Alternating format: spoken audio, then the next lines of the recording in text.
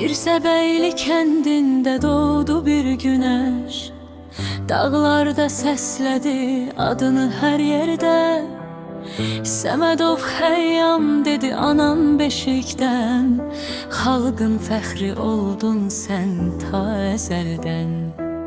Qəlbində vətən eşqin, əldə silahın, düşməndən qorxmadı, çəkdi silahın.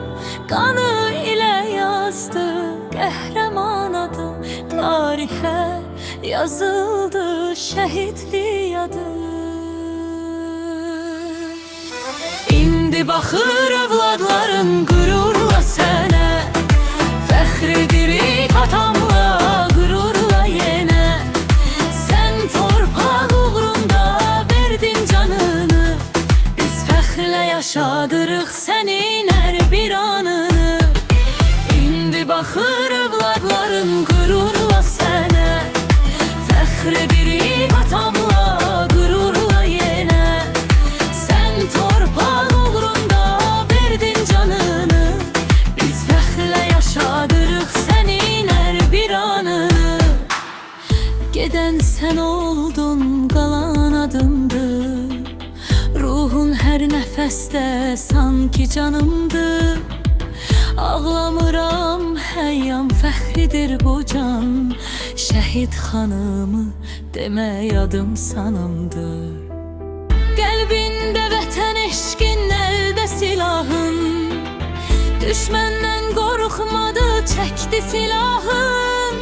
Qanı ilə yazdı qəhrəman adım, tarixə yazıldı şəhidlik adı. İndi baxır övladların qürurla sənə, fəxr edirik tamla, qürurla yenə. Sən torpaq uğrunda verdin canını, biz fəxrlə yaşadırıq sənin hər bir anını.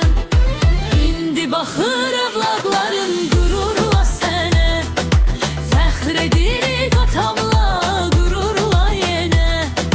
Sən torpaq uğrunda verdin canını, biz fəxrlə yaşadırıq sənin hər bir anını. İndi baxır övladların qürurla sənə, fəxr edirik atamla, qürurla yenə. Sən torpaq uğrunda verdin canını, biz fəxrlə yaşadırıq sənin